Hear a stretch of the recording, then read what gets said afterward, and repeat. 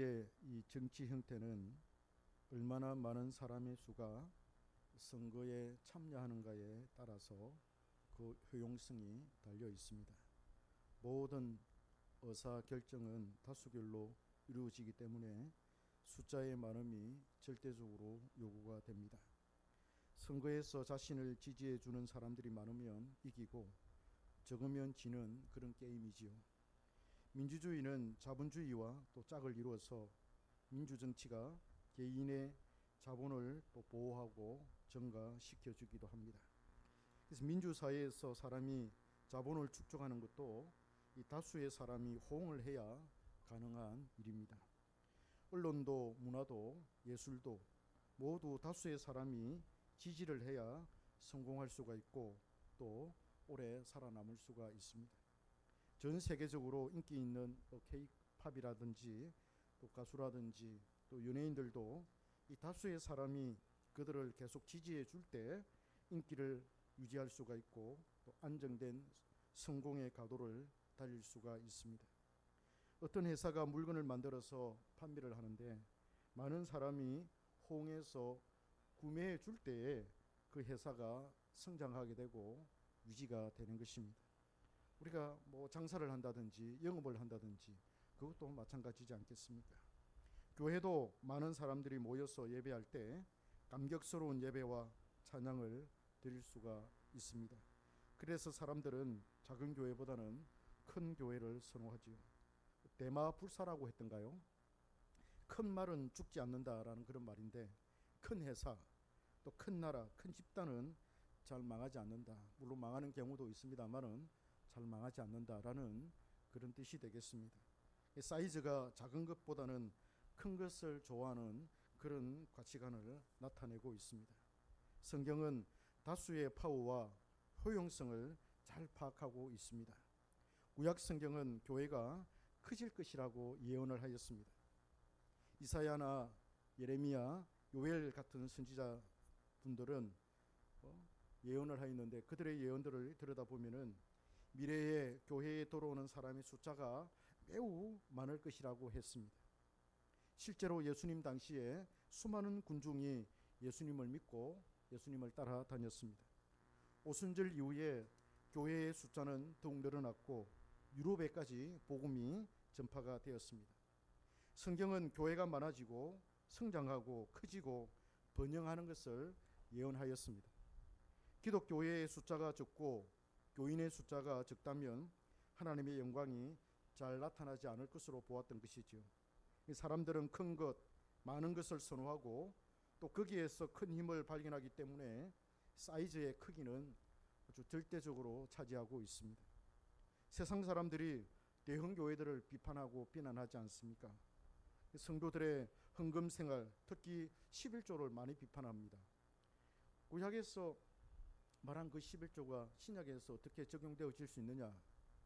그래서 교회가 11조를 걷어서 엄청나게 부자가 되고 큰 교회를 짓고 대형 교회가 되고 그래서 11조 하는 것에 대해서 아주 비판적으로 생각하는 사람들이 많이 있습니다. 그러나 막상 그들이 원하는 대로 교회가 11조도 하지 않고 아무것도 하지 않고 규모가 작으면 또 그들은 규모가 작다고 또 교회를 무시합니다. 크면 크다고 비난하고 작으면 작다고 무시합니다. 아이러니가 아닐 수가 없습니다. 그럼에도 불구하고 성경은 다수뿐만 아니라 소수를 말하고 있어요. 교회 안에는 알곡과 쭉정이가 함께 있는데 이 쭉정이의 숫자가 엄청나게 많다는 것입니다. 알곡의 수가 적고 쭉정이가 많은 것이 교회의 특징이라고 말하기도 합니다. 예수님께서 잔치 비유를 말씀하셨습니다. 어떤 주인이 잔치를 베풀라고서 손님을 청하러 종도를 보냅니다. 손님들은 바쁘다며 정중히 거절을 합니다. 주인은 화가 나서 종도를 이제 시장 길거리로 보내서 닥치는 대로 손님을 청해 오라고 합니다. 그리하여 수많은 손님들이 잔치 자리에 모여들었습니다. 그 중에 어떤 사람이 잔치 자리에 들어가지는 못했습니다. 바깥에서 이렇게 웅크리고 앉아 있는데 주인이 와서 네가 왜 들어가지 못했느냐? 예복을 입지 못했습니다. 그는 예복을 입지 못해서 잔치 자리에 들어가지 못했습니다. 주인은 그 사람을 바깥 어두운 데로 쫓아내었습니다. 그래서 거기에서 슬피 울며 이를 갈미 있으리라 그렇게 말씀했습니다. 이 비유 끝에 주님은 이렇게 말합니다. 청함을 받은 자는 많으나 택함을 받은 자는 심히 적으니라 그렇게 말씀하셨습니다. 여기에 다수와 소수의 개념이 함께 등장합니다. 그렇지 않습니까? 다수, 주님이 다수도 말씀하시고 소수도 말씀을 하고 있습니다. 칼빈은 이러한 본문을 해석하면서 하나님의 선택설을 말할 때 다수를 말하는 일반 선택과 소수를 말하는 특별한 선택이라는 개념으로 다수와 소수의 문제를 해결합니다. 교회에 몰려온 수많은 인파가 모두 다 구원을 받은 사람이 아니라는 그런 뜻이지요. 교회에 몰려온 수많은 그런 인파가 있지만은 그러나 그 중에 일반 선택을 받은 사람이 있고 특별한 선택을 받은 사람이 있다. 우리가 모르지만은 그러나 마지막 때 심판 때에는 주님께서 양은 양대로 염소는 염소대로 알곡은 알곡대로 쭉정이는 쭉정이대로 그렇게 구별할 것이다. 그렇게 말씀합니다. 세례를 받았더라도 모두 다 구원받은 성도가 아니라는 뜻이죠. 하나님의 특별한 선택을 받은 사람은 언제나 소수였다고 그렇게 말합니다. 오늘 본문에서 우리는 진리를 떠난 다수의 선지자와 진리 안에 있는 소수의 선지자를 만나게 됩니다. 북쪽 이스라엘의 아합 왕이 남쪽 유다에서 친교를 위해 올라온 여호사밧 왕과 전쟁을 준비합니다. 그래서 이 아합 왕이 남쪽에서 올라온 유다에서 올라온 여호사밧 왕에게 제안을 합니다. 이스라엘 북쪽에 길랏 라못이라는 그곳이 있는데 원래는 이곳이 우리 땅이다. 우리 땅인데 지금 시돈에 넘어가 있는데 우리가 다시 이걸 찾아야 되겠다. 당신 우리와 함께 할 수 있겠느냐, 나와 함께 할 수 있겠느냐라고 제안을 했습니다. 여호사밧은 그 제안을 흔쾌히 받아들입니다. 나의 백성이 당신의 백성이고 당신의 백성이 곧 나의 백성이지 않느냐, 내가 함께 하겠다라고 그렇게 말합니다. 두 사람은 의기투합해서 이제 전쟁 준비를 하게 되었습니다. 이스라엘이 전쟁을 준비하는데 가장 우선시 되는 것은 바로 하나님께 묻는 것이었습니다. 여호사밧 왕은 좀 비교적 아합보다는 경건한 사람이었습니다. 그래서 당신 나라에 하나님께 물을 만한 그런 선지자가 없느냐? 있지. 400명이나 모을 수 있다. 그래 그 사람들 한번 모아봐라. 그게 400명의 선지자들이 모여왔습니다. 그래서 이 400명의 선지자에게 우리가 전쟁을 하러 갈까 말까, 올라가면 우리가 승리를 할 수 있겠습니까? 없겠습니까? 이렇게 물었더니 이 400명의 선지자들이 하나같이 하는 말이 전쟁하러 올라가십시오. 올라가면은 하나님께서 당신의 손에 적군을 붙여줄 것입니다. 당신들은 올라가서 승리를 거두게 될 것입니다. 이렇게 예언을 했습니다. 하나님께서 우리에게 직접 말씀하셨습니다. 그래서 그 말씀을 그대로 당신들에게 전합니다. 승리를 거두소서, 올라가소서, 용기를 주고 희망을 주고 힘을 주었습니다. 여호사밧이 가만히 그 400명의 예언을 듣고 조금 깨림직했는지 이렇게 이야기합니다. 다른 선지자가 없습니까? 이 400명 외에 다른 선지자가 없습니까? 라고 물었더니 아합 왕이 하는 이야기가 한 명이 있긴 있는데 그 사람은 나에 대해서 좋은 예언을 하지 않고 길한 예언을 하지 않고 늘 흉한 예언만 하기 때문에 내가 그 사람을 미워합니다. 데리고 와봤자 예언을 시켜봤자 별 뾰족한 수가 없을 것입니다. 여전히 그는 부정적인 그런 예언을 할 겁니다. 그렇게 이야기를 합니다. 그래도 좋으니까 한번 데려와봐라. 그래서 아왕이 신하를 시켜가지고 미가야 선지자를 데려옵니다.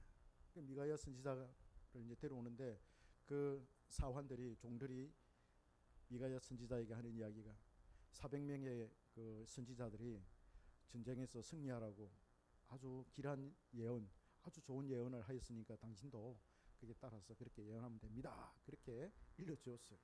미가야 선지자가 왔습니다. 와서 이제 예언을 하는데 묻습니다. 우리가 올라갈까 말까? 그러니까 올라가소서. 당신 하나님께서 적들을 당신의 손에 붙였습니다. 그렇게 그들과 똑같이 400명과 똑같이 그렇게 예언을 했더니 아합이 화가 나가지고 니 또 거짓말을 하네. 똑바로 이야기해라. 거짓말 하지 말고 바른 대로 하나님께로부터 받은 대로 예언하라 이랬더니 미가야 선지자가 예언을 합니다. 똑바로 합니다. 내가 봤더니 당신의 그 군대가 불이 흩어지고 다 집으로 돌아가서 당신은 그 전쟁에서 패하게 될 것입니다. 그렇게 예언을 했어요. 그러니까 이 아합 왕이 여호사밧 왕에게 보십시오. 저 사람이 예언을 하면 항상 이런 식입니다. 괜히 예언을 시켜가지고 예언 안 하고 그냥 우리가 올라가면 더 좋았을 텐데 보십시오. 부정적인 예언이지 않습니까?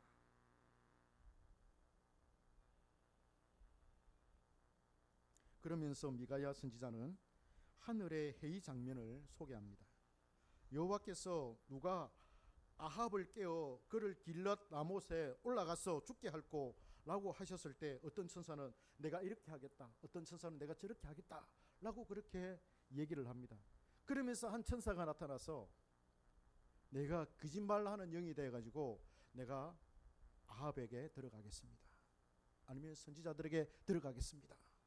그들로 하여금 거짓으로 예언을 하도록 그렇게 하겠습니다. 그렇게 얘기했더니 하나님께서 그거 괜찮네 이래가지고 하나님이 허락해서 그 천사가 선지자들 400명의 다수의 그 선지자들이 들어가서 거짓으로 예언을 하게 하였던 것입니다. 미가야 선지자는 왜 다수의 선지자들이 그렇게 예언을 하는지 그 권한을 이렇게 얘기한 것입니다. 하늘의 회의 장면을 그대로 예언하였으니까 얼마나 그 예언이 설득력이 크겠습니까? 그런데 다수의 선지자 중에 하나인 이 시드기야라는 사람이 와가지고 미가야의 뺨을 쫙 때립니다. 아니 하나님의 영 여호와의 영이 내게서 떠나서 어디로 가가지고 너에게 가서 그렇게 예언을 했느냐 그러면서 미가야를 능멸을 하면서 뺨을 때렸습니다. 미가야 선지자는 그야말로 수치를 당하고 또 무시를 당하고 괴로움을 당했습니다. 아합 왕도 화가 나가지고 미가야를 감옥에 집어넣었습니다. 그리고 저놈을 전놈이라고 우리 한글 성경에 저놈이라고 이야기합니다.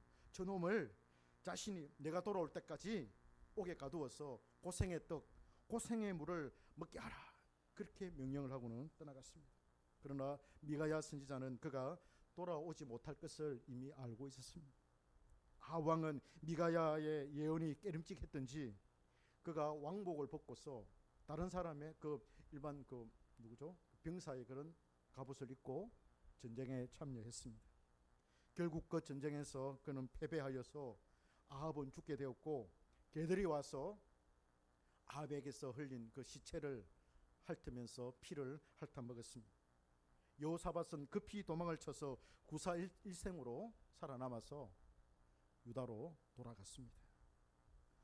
오늘 본문에서 우리가 깊이 생각해야 할 대목이 있습니다. 왜 이 아합 왕과 여호사밧 왕은 미가야 선지자의 예언을 무시하였는가 하는 것입니다. 우리가 쭉 살펴볼 건데 우선 아합 왕부터 한번 살펴보겠습니다. 아합은 하나님을 두려워하는 사람이 아니었기 때문에 당연히 이 미가야 선지자의 말을 듣지 않을 수가 있습니다. 그런데 그가 이 하나님의 예언에 대해서 관심을 기울여야 하는 이유가 있습니다. 우리는 아합이 나봇의 포도원 주인을 죽이고 그 나봇의 포도원을 빼앗은 사건을 잘 알고 있습니다. 그 사건 때문에 아합이 병이 들어서 죽게 되었습니다. 그가 겁이 나가지고 하나님 앞에 살려달라고 매달려서 기도했을 때 하나님이 그를 불쌍히 여기셔서 그를 살려주었습니다. 그래서 하나님 나를 살려주셔서 감사합니다 그런 마음이 들지 않았겠습니까? 이런 것을 볼 때 그는 분명 미가야 선지자의 예언에 귀를 기울여야 했습니다. 그런데 그는 그렇게 하지 않았습니다. 왜 그랬을까요? 아니 자기가 회개했잖아요. 하나님 병이 걸려서 회개하면서 하나님 살려주세요라고 했을 때 하나님이 살려주셨습니다. 그걸 하나님께서 자신을 살려주셨다는 것을 그는 믿고 있었습니다. 그러면 하나님의 이 선지자의 이 예언에 대해서 예리한 예언에 대해서 듣고 그것을 순종해야 되지 않습니까? 그런데 무시를 하는 거예요. 왜 무시했겠습니까? 왜 그랬을까요? 좀 두 가지로 볼 수 있습니다. 하나는 그가 하나님을 사랑한다는 표시로 바알 선지자들 대신에 여호와의 선지자를 대거 영입했다는 거예요. 나는 하나님을 존중하고 나는 하나님의 말에 귀를 기울이는 사람이다 라는 것을 나타내고 있었습니다. 그리고는 그 다수의 선지자들에게 국가의 녹을 주면서 월급을 주면서 자신에게 좋은 예언만 하도록 그렇게 합니다. 내가 고용한 선지자들이기 때문에 너희들은 나에 대해서 좋은 예언만 해야 돼. 나쁜 예언하면 안 돼. 그래서 월급을 주면서 고용을 하면서 그렇게 하나님의 선지자들을 길러냈습니다.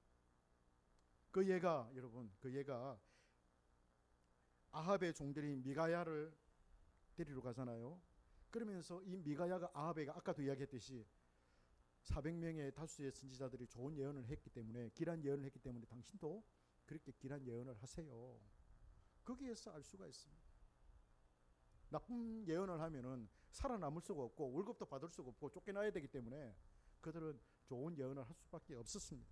그리고 미가야도 그렇게 하라는 거예요. 미가야도 그렇게 하라고 해가지고 미가야도 그 말을 듣고 처음에는 그렇게 좋은 예언을 하지 않았습니까? 왕의 뜻에 따라서 하나님의 뜻을 거기에 맞추라는 시기였습니다.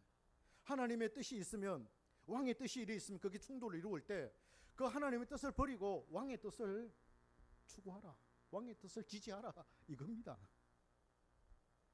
그래서 아왕은 하나님의 이 예언을, 진정한 예언을 무시했다고 생각합니다. 다른 하나가 있습니다. 아합의 욕망이었습니다. 아합은 길랏 라못을 정복하고자 하는 강한 욕망을 지니고 있었습니다. 아합은 자신의 욕망을 충족시키지 않으면 잠을 이룰 수 없는 사람입니다. 얼마나 욕심이 많은지. 나봇의 포도밭을 탐냈을 때, 그렇죠? 나봇의 포도밭을 탐냈을 때 그 나봇이라는 사람이 자기 뜻에 응하지 않자 들어누웠어요. 들어누워가지고 끙끙 앓아요. 저거 내가 가져야 되는데 왕이 돼가지고 내가 저 땅도 하나 못 가지나. 거기 탐이 나가지고 자기 뜻대로 이루어지지 않으니까 막 들어누워가지고 막 끙끙 앓는 거예요. 그래 이세벨이 와가지고 왕이여 무슨 일이 있습니까? 그래 선은 이렇고는 이고 내가 이것 때문에 지금 괴로워서 내가 걱정하지 마라. 그래 이세벨이 편지를 써가지고 그 성에 그 장로들에게 편지를 써가지고 죽이라 그러잖아요. 그래서 죽었거든요. 나봇이 죽었거든요. 지금도 마찬가지예요. 저 시돈이 우리 땅이, 저기 길랏 라못이 우리 땅인데 지금 시돈에 지금 포함되어서 우리가 저것을 가져와야 돼, 뺏어 와야 돼. 이 생각이 아합 왕에게 아주 강하게 자리 잡고 있었습니다. 그래서 이 일이 이루어지지 않으면 두 발을 뻗고 잠을 잘 수 없는 그런 사람이었습니다. 자신의 뜻이 관철되고 자신의 욕망이 이루어져야만 살 수 있는 그런 사람이었습니다. 그는 자신의 욕망을 이루기 위해 하나님의 선지자를 이용했고 하나님의 뜻을 거기에 굴복시켰습니다. 그러니 하나님의 분명한 음성을 들었는데도 불구하고 그것을 무시한 것이죠. 그래서 저는 아합 왕이 미가야 선지자의 말을 듣지 않았다, 하나님의 진정한 참된 예언을 듣지 않았다, 그렇게 판단이 됩니다. 두 번째 우리가 살펴볼 것은 여호사밧 왕입니다. 그러면 아합 왕은 그렇다 치더라도 이 남쪽 유다 왕, 비교적 경건한 왕인 이 여호사밧 왕은 왜 미가야 예언을 무시했는가, 듣지 않았는가 하는 것입니다. 유다와 이스라엘은 원래 전쟁을 하는 사이였습니다. 서로 으르렁거리는 그런 사이였습니다. 서로 막 잡아먹으려고 싸우는 그런 사이였는데 여호사밧이 왕이 된 이후에 이 둘의 관계는 호전되었습니다. 아주 좋은 관계가 되었습니다. 그래서 오늘 본문에 보면 전쟁이 그친 지 3년이 되었다 이렇게 이야기합니다. 3년이 지난 이후에 여호사밧 왕이 북쪽 이스라엘 아합 왕을 찾았습니다. 아니 남쪽하고 지금 북쪽하고 산발선이 딱 나눠져 있는데 왜 남쪽에 있는 그 왕이 북쪽의 왕에게 갔느냐 이거예요. 왜 갔겠습니까 여러분? 여호사밧은 하나님의 말씀을 사랑하는 영적인 사람이었습니다. 그는 온 나라에 율법을 선포하였습니다.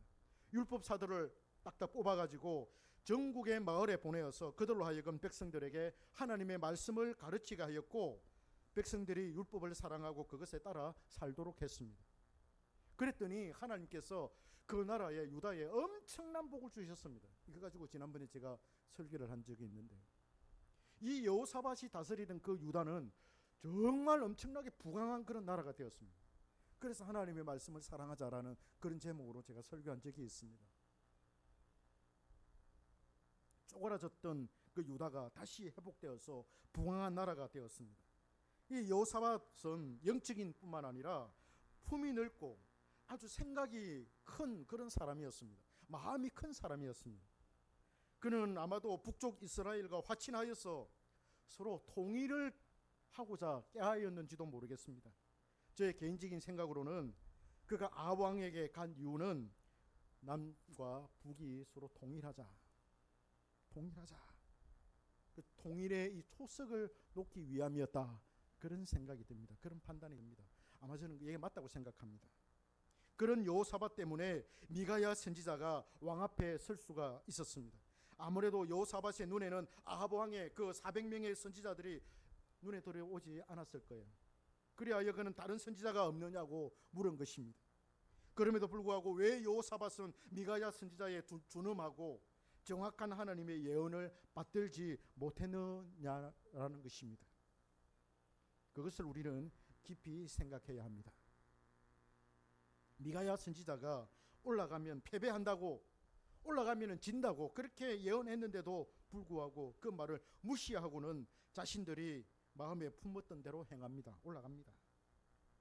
하나님을 경외했고 하나님의 말씀을 사랑했던 유다의 왕이, 북쪽 이스라엘 왕이라면 이해가 되지만은, 아니 남쪽의 이 왕이 그만큼 율법사들을 전국으로 보내가지고 백성들에게 하나님의 율법을 가르쳐서 지키게 하였던 그 경건한 이 여호사밧 왕이 왜 그랬을까요? 아이러니컬합니다. 그도 역시 아합 왕만큼이나 자신의 의도가 분명했고 그 일에 대한 열망이 컸다고 보여집니다. 그는 이스라엘과 화친하여서 한민족끼리 서로 왕래하고 서로 도와주며 살고 하나가 되는 것을 꿈꿨습니다. 그래서 힘을 합쳐서 통일 왕국, 옛 영광을 회복하며 하는 것, 그걸 꿈꾸었지 않았나 생각이 듭니다. 아합에 비하면 아주 거룩한 열망이었습니다. 그러나 아무리 자신의 비전과 열망이 거룩하다 할지라도 그것이 하나님의 말씀과 충돌을 일으킨다면 그는 자신의 뜻을 포기해야 합니다. 그렇지 않습니까? 아무리 자기가 거룩하고 좋은 그런 비전을 품고 있다 하더라도 그것이 하나님의 뜻과 충돌을 일으킨다면 자기의 뜻을 내려놔야죠. 포기해야죠. 그런데 그는 자신의 뜻을 포기하지 않고 아합과 한 마음이 되어서 전쟁을 강행합니다. 자연적으로 하나님의 말씀은 그에게서 무시되었습니다. 왜 그가 자신의 뜻을 포기하지 않았을까요? 아니 우리가 생각하기에 여호사밧 왕은 경건한 왕이고 하나님 말씀을 그래도 비교적 사랑하는, 말씀을 사랑하는 그런 왕인데 그 말씀을 사랑하는 왕이 왜 미가야 선지자 이 예언을 무시하였을까요? 포기하였을까요? 그는 자신의 열망을 내려놓지 않았습니다. 자신의 생각이 옳다고 여겼기 때문입니다. 실패보다는 성공을 더 많이 한 여호사밧 왕이었습니다. 그런 그가 자신의 비전과 열망을 내려놓기란 쉽지 않은 결정이었습니다. 그러나 대부분의 신실한 백성들은 하나님의 뜻을 위해서 자신의 생각을 포기합니다. 그렇지 않습니까? 포기합니다. 여호사밧이 자신의 뜻을 포기하지 않고 말씀을 무시한 결과는 그가 말씀을 사랑하였지만은 그것이 그에게 절대적이지는 않았다라는 것입니다. 여기에 포인트가 있습니다. 말씀을 사랑했는데 그 말씀을 사랑하는 그것이 그에게 절대적이지 않았다라는 거예요. 그는 말씀을 귀하게 여겨서 왕으로서 사명을 잘 감당했습니다. 백성들에게 말씀을 가르쳐서 지키게 했습니다. 그러나 그는 100% 순도의 마음으로, 온 마음으로, 마음을 다하고 성품을 다하고 힘을 다하여 뜻을 다하여 말씀을 사랑한 것이 아니었습니다. 대부분 하나님의 말씀에 순종하였지만은 아주 결정적인 것은 자신의 뜻에 따라 행했습니다. 대부분 쉬운 것은 그냥 하나님의 뜻에 따라 행하는데 아주 결정적인 것, 아주 핵심적인 것, 그거는 포기하지를 못했습니다. 이게 쉽지가 않아요. 말씀을 사랑하고 귀하게 여기지만은 그럼에도 불구하고 그것은 자신의 한 부분, 일부분에 속했습니다. 자신의 전부가 아니었고 절대적인 요소가 아니었습니다. 그것 때문에 여호사밧은 아합과 함께 말씀을 버리고 전쟁터에 나간 것입니다. 두 사람은 다수의 선지자의 예언을 따랐습니다. 소수인 한 사람이 말한 것보다는 다수가 말한 것이 훨씬 더 안정감을 주었습니다. 그렇지 않습니까? 10명이 말하는 거하고 1명이 말하는 거하고, 지금 이 상황은 400명이 말하는 거하고 1명이 말하는 거하고, 여러분은 누구의 말을 따르겠습니까? 쿠팡에서 여러분 물건 하나 산다고 할 때 그 후기를 읽고 사지 않습니까? 그러면 다수의 사람들이 다 좋다고 이야기하고 있는데 한 사람이 그거 안 좋습니다 그렇게 말을 하면 한 사람 말을 듣겠습니까? 다수의 사람들의 말을 듣고 쿠팡에서 물건을 사겠습니까? 다수의 말을 듣고 사지 않겠습니까? 물론 뭐 비유가 조금 그렇습니다만은 쉽지 않은 거예요. 자신의 뜻과 욕망을 숨길 수 있는 최적의 환경이 바로 다수였습니다. 그들은 다수를 등에 업고 소수로 말씀하시는 하나님의 예언을 버렸습니다. 우리의 신앙도 두 사람 중에 어느 한편에 속할 것입니다. 아합에 가까운 신앙일지 여호사밧에 가까운 신앙일지는 우리 스스로가 더 잘 알 것입니다. 그럼에도 불구하고 우리는 오늘 두 사람의 이 신앙의 태도를 통해서 큰 도전과 교훈을 얻어야 합니다. 우리는 아합의 길도 아니고 여호사밧의 길도 아닌 제3의 길로 가야 합니다. 우리는 진리 안에 있는 소수의 편에 서야 합니다. 하나님의 말씀을 따라 걸어야 합니다. 사람들은 다수의 편을 택합니다. 많은 사람들이 편안하고 안락한 문을, 또 넓은 길을 택합니다. 그 문이 사망의 문인지도 모르고 사망의 길인지도 모르고 욕망에 이끌려서 말씀을 버리고 그 길로 가지요. 그러나 좁은 문, 좁은 길은 사람들이 거의 찾지 않습니다. 좁기 때문에 오롯이 협착해서 겨우 그 문을 통과하기 때문에 힘들어요. 그래서 사람들은 그 길을 찾지 않습니다. 초라한 길이고 아주 힘든 길이기 때문에 사람들은 좁은 길, 좁은 문을 찾지 않습니다. 자신의 짐을 내려놓지 않고는 갈 수 없는 그 문, 그 길이 바로 좁은 문, 좁은 길이지 않습니까? 하나님의 구원은 소수를 통해 이루어집니다. 소수를 통해 나타납니다. 그들은 하나님의 말씀을 절대적으로 신뢰합니다. 전심을 다해 하나님의 말씀을 붙들려고 노력합니다. 부분적이지 않습니다. 여러분, 교회도 이렇게 큰 대형 교회가 많습니다. 우리 나라에 큰 교회가 많고 우리 한경교회 이 10명 모이는 이 작은 교회가 있는데 사람들이 제3자가 객관적으로 바라볼 때, 그죠? 어느 교회를 또 인정하겠습니까? 그 자기들이 판단하는 그 기준이 자기들에게 있겠습니까? 그냥 사람들은 크면 좋고 많이 모이면 좋은 교회로 보지 않겠습니까? 물론 그 좋을 수도 있습니다. 두 개는 좋고 두 개는 나쁘다고 생각합니다. 작은 교회도 안 좋은 교회가 있고 좋은 교회가 있고, 큰 교회도 좋은 교회가 있고 안 좋은 교회도 있고, 두 개는 좋고 두 개는 나쁩니다. 항상 이 네 가지의 이 카테고리가 있습니다. 이 네 가지의 카테고리가 있는데, 그죠? 크다고 해서 다 나쁜 건 아니고, 크다고 해서 다 좋은 건 아니고, 작다고 해서 다 좋은 것도 아니고, 작다고 해서 다 나쁜 것도 아니에요. 두 개는 좋고 두 개는 나빠요. 자, 그럼에도 불구하고 그죠? 평가를 할 때 사람들은 그렇게 평가를 하는데 우리가 그것을 평가할 수 있는 그 기준이 있느냐는 거예요. 그런 영적인 안목이 우리에게 있느냐는 것입니다. 그래서 오늘 이 설교는 우리는 그런 영적인 안목을 좀 기르자. 영적인 안목을 기르고 우리가 하나님의 말씀을 바르게 듣고 우리가 하나님의 말씀을 바르게 배운다면 거기에서 우리가 자부심을 갖자. 비록 미가야 선지자에 의해서 말씀이 증거된다 하더라도 우리는 그 미가야 입에서 나오는 그 말씀이 진정한 하나님의 말씀이고 하나님의 참된 예언의 말씀이라는 것을 우리가 듣고 깨달아 알자라는 것이에요. 그리고 그 편에 서자라는 것입니다. 크다고 해서 다 좋은 것도 아니고 작다고 해서 또 다 좋은 것은 아니지만은, 그러나 그 안에서 진정한 그런 말씀의 역사를 우리가 경험하고 이해하고 그걸 소유하자라는 것입니다. 우리는 하나님의 말씀을 절대적으로 신뢰해야 합니다. 전심을 다해 하나님의 말씀을 붙들려고 노력해야 합니다. 부분적으로 하면 안 됩니다.